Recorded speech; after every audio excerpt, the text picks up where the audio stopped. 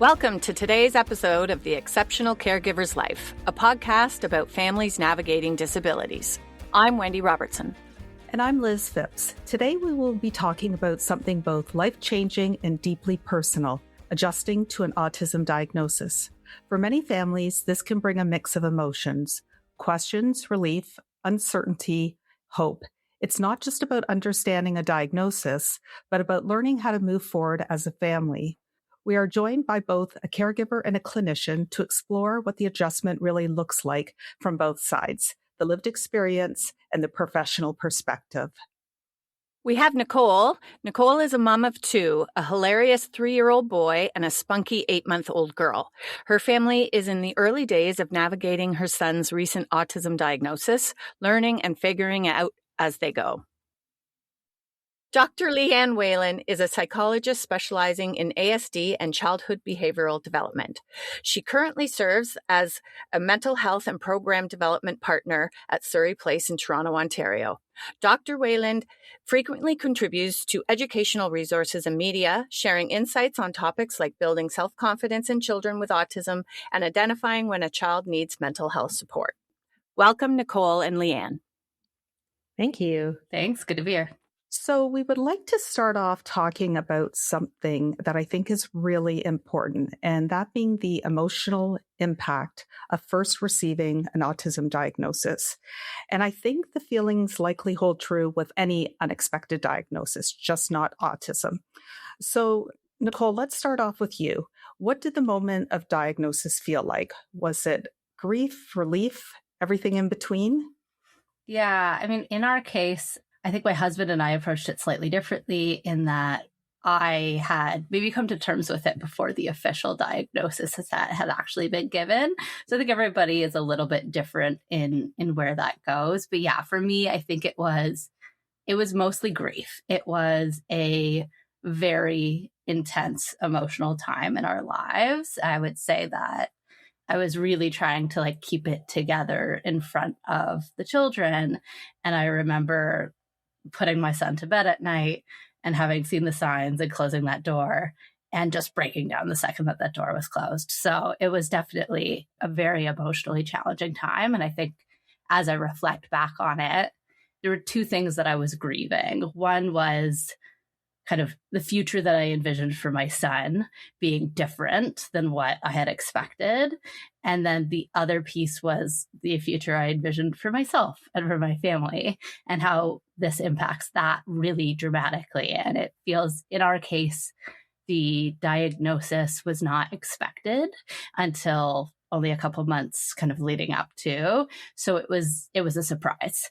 And that was really earth-shattering, to be honest, because overnight it feels like you've got one journey you're on, and now you're on a different journey, and you have to adjust mentally to now and the future all at once. Yeah. So it was really challenging. I remember feeling so guilty when I thought about the impact to me and not just about the impact to the kids. And I now realize that is part of the process as well. But yeah, it was a lot. I would say I went through the stages of grief like a roller coaster, but it did get better. It really did. And it came in waves, and it's still coming in waves. But that initial period, for me at least, was by far the most intense. And then hope kind of takes over and promise takes over, and you start to see positive impacts. So it hurts initially, but then you realize that kid is still the same kid I loved the day before this all happened. Yeah. He hasn't changed. He's still just the most beautiful boy in the world, right? So you realize that, and then it makes everything a lot easier. I remember getting the diagnosis as clear as yesterday, and it was 18 years ago. My son is 21, and I'll never forget it. And I echo a lot of what you said. I like to say grief and relief. The grief of the diagnosis, but the relief that, okay, I now know what this is. There is a name to this, and its power on how to move forward. LeighAnn, how do you support families through their first emotional reactions without overwhelming them? And this is really from a clinical perspective. You're telling families that your son has or your daughter has a diagnosis. How do you frame this? I really look at slowing down the moment for parents. I think that moment when you're face to face with them and you're about to share this diagnosis has been thought of by the families beforehand. They've anticipated that moment. They've dreaded the moment. And I kind of try to meet them where they are, slow it down, be present for them, really acknowledge that any feeling that they may have is normalized. They don't have to respond in any right way. There is no right way to respond. There's no wrong way to respond.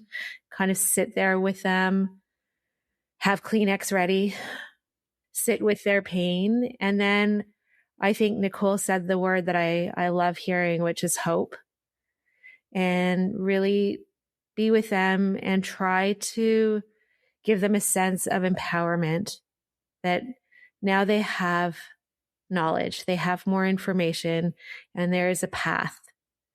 The path is slow and the path is long, but there's a path. And try to really share with them that I'm here to go along the path with them and support their journey, and hopefully give them that sense that they are empowered and that they can handle the situation better than they may have thought. Do you liken it to the stages of grief, LeighAnn? Yeah. So Elizabeth Kubler-Ross many, many years ago outlined a grieving process, which really was to reflect the loss, like a death in the family or a severe loss in a family. And yes, absolutely, getting a diagnosis is very much similar to the process of grief that you would have when you experience loss in a family. And those stages are denial, anger, bargaining, depression, and acceptance. And the way Kubler-Ross outlined it initially was very linear, like you go from one to the next to the next. We all know, and I'm sure, Nicole, you can vouch, and both Wendy and Liz, that it's not a linear process. Nothing in parenting is really linear. But we enter where we enter. Some may enter very angry. Some may already be depressed, and this just makes it worse for some time. But the idea is that there is no right way to deal with grief, and that it is a circular process where there's no out. And we're here to support you through whatever you're feeling. Yes. And people need to respect that people grieve in different ways. So we need to understand each other and support each other.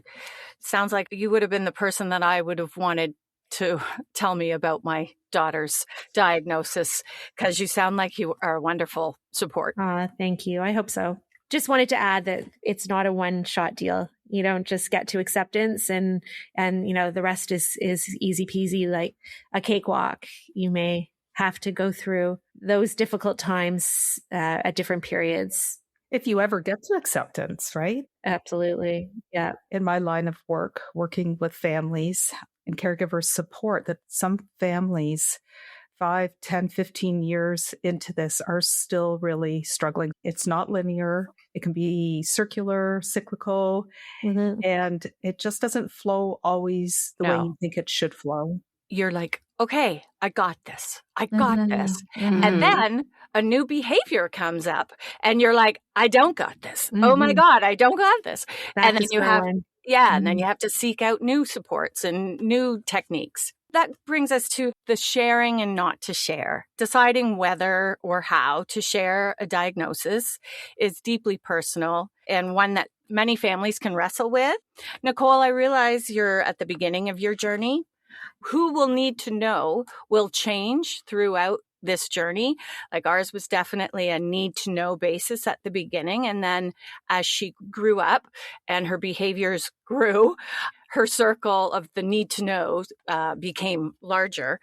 But how did you approach your decision on sharing this info with family and friends?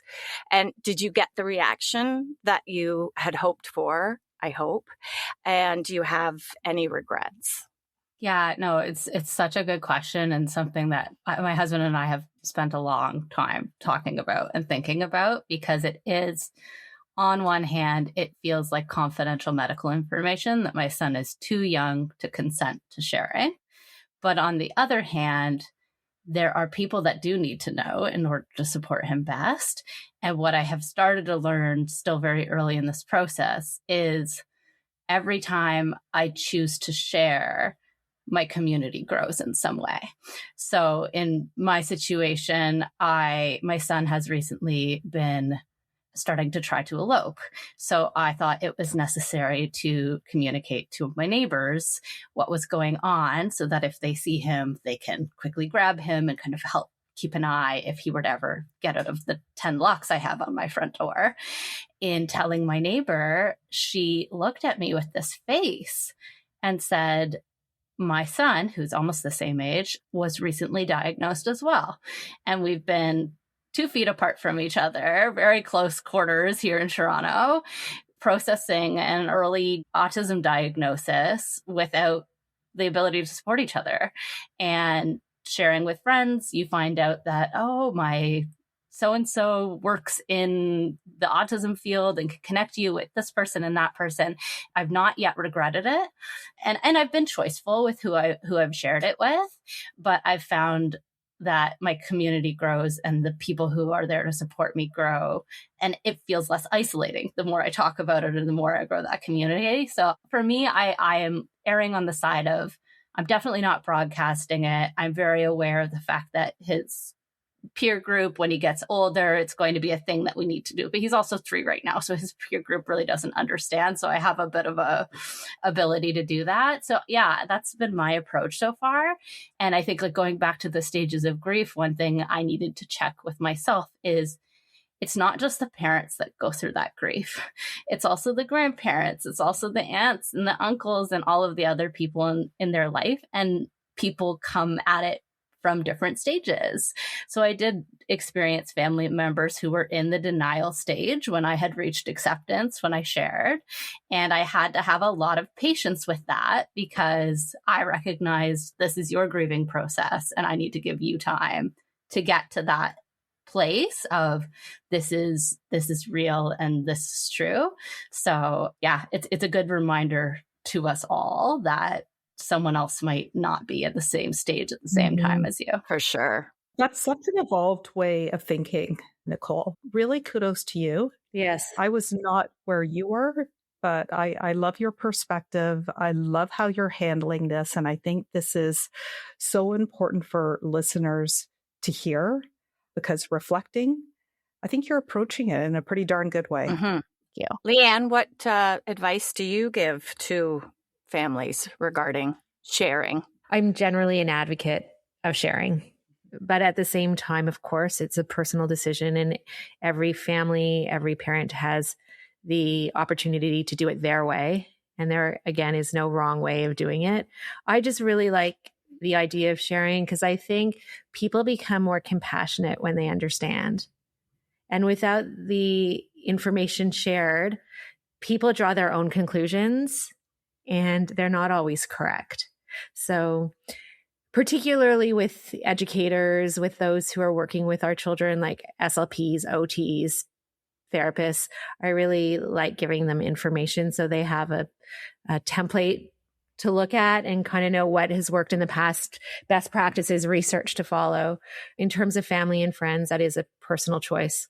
And you want to share with those who will be most supportive to you. Sadly, some of those people are your family and you can't, what we had to do is educate, the grandparents or the grandparent about what autism is and that, no, it's not misbehavior and no, she won't sit with proper table manners at the table. So it was a process. She got there. She didn't understand it, but at least she got there. And so there is hope. I just wanted to add that sometimes it's also parents who aren't on the same stage of acceptance, right? And that makes it even doubly difficult when, maybe the father is at a different stage than mother. And there's a lot of resistance for treatment options and information gathering. That would be terrible. Thankfully, my husband and he said, I'm going to prove you wrong. to the clinician and they were like, go for it. I hope you do. But he didn't put his head in the sand. He was like, okay, so you're going to take care of it all though. Like me, meaning me, quit my job and that became my full-time job. But he never said no.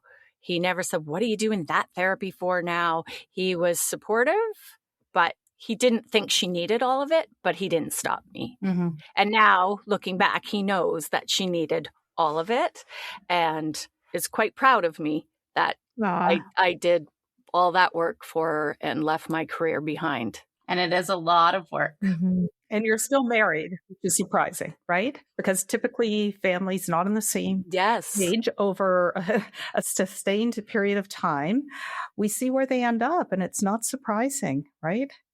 LeighAnn, you must see that too. You must see those reactions from the mother, the father, and if they're different, where that's going to land. Absolutely. See it all the time. See a lot of single parents come in and managing multiple children. See parents who are together who are really struggling at different phases. And, my process is just to give them each a voice and try to walk with them through it and share my experiences and listen and hope that they try to find some common ground. Mm-hmm. Sharing is also the road to help in so many ways. So that's the only other thing I would add is just if you share, then all of a sudden people realize the situation you're in and the help comes, right? From places you wouldn't expect. And if you don't tell people, they can't help you. So I would say that, another reason to consider sharing is just you never know who's going to all of a sudden lean in and help you. Oh, yeah. It's been great. We like to talk about system navigation because we think it's so important in the social services sector.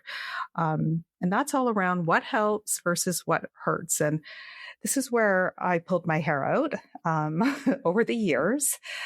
So, Nicole, I want to ask you first, what has been the hardest part of accessing supports, whether it's at school, funding, or therapy, all of the above, likely all of the above, hopefully not all of the above? What are your thoughts? Yeah, I mean, definitely all of the above. I think the most impactful right off the bat is the financial burden. So if you're based in Ontario, you are faced with a 5-year wait list for any funding. So any early intervention you need to pay for privately, and early intervention is very expensive. So the financial burden is the kind of the piece that hits you the hardest and the quickest, because overnight your financial situation is drastically different. And I had no idea this wait list existed. And there's a lot of anger attached to having to process that we're leaving that many kids behind. For those who don't have the opportunity to afford private services, they really are being left behind within this current model. So definitely the financial burden is the one that stands out the most. But I would say also navigating, and I'm in the early days, so I'm not at school age yet, but navigating the services themselves and trying to find the right ones for your family is, there's nothing centralized. You have to do the legwork, and it is exhausting. You have to go website by website and try to find somebody who's got the right thing for your kid. And then you find out, oh, but they have a 3-year wait list. And it just takes so long to get to having the early intervention in place in a way that is working for you. And even once you have it, might not be the right fit. Someone might quit, something else might happen. So really trying to navigate getting that support in place for your child, I have found to be very overwhelming.